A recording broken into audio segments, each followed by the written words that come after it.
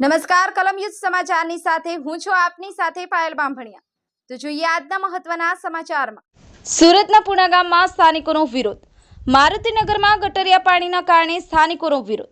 સોસાયટીમાં રીતસર ગટરિયા પાણીની રેલમછેલમ। વગર વરસાદે સોસાયટીમાં ગટરિયા દુર્ગંધ મારતા પાણી।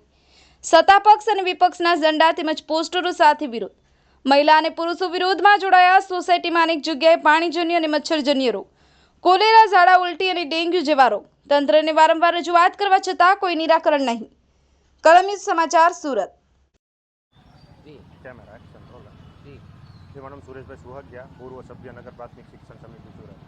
आज विस्तार है पूणा गाम विस्तार है। पूणा गामनी अंदर आवेली मारुतिनगर सोसायटीनो आ रस्तो के जे कृष्णानगर पीर दरगाहनी सामेथी कृष्णानगर थई अने बीआरटी सुधी जतो रस्तोमां 6 થી 7 सोसायटीना लोकोने कायम चालवा माटेनो एकमात्र रस्तो छे। आ रस्ता उपरथी रोजे 10,000 થી વધારે લોકો पसार थाय छे।